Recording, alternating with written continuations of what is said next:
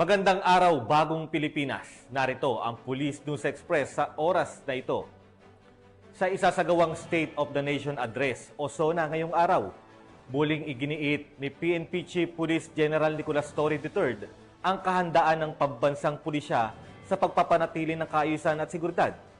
Sa kanyang mensahe sa ginanap na flag raising ceremony, sinabi ni Police General Torre na bago siya tumuloy sa House of Representatives para dumalo sa SONA ngayong alauna ng hapon, personal muna niyang ininspeksyon ang final deployment ng mga pulis sa kabila ng masamang panahon. Tiniyak din niya ang pagpapatupad ng maximum tolerance sa mga relihistang nagpapahayag ng saloobin, maging ito man ay pabor o taliwas sa pamahalaan, bilang bahagi ng advokasya ng PNP sa malayang pamamahayag at mapayapang pagkilos. Ngayong araw na to may SONA. Again, alam na natin ang ating mga trabaho, alam na natin ang ating mga roles. At 1 p.m. this afternoon, I'll be joining the SONA itself in the House of Representatives. Before that, I'll be inspecting our deployment, final deployment ng ating mga tao.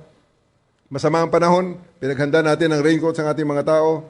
Ang ating mga kababayan din na gusto maghayag ng kanilang opinyon, ating tutulungan, siguraduhin natin na sila ay makapagsalita ng malaya, sila ay makapagpahayag ng kanilang mga damdamin, at sila ay malayang mailabas kung anuman ang kanilang mga saloobin. Tayo mga pulis, maximum tolerance tayo, hindi natin gagambalain ang mga nagpapahayag ng mga opinyong taliwas sa gobyerno, at hindi rin naman natin papakialaman yung mga maglalabas din ng kanilang saloobin in support of the government. Ang sa atin, we just maintain peace and order, gaya ng ating misyon na nilatag dyan sa SONA 2025.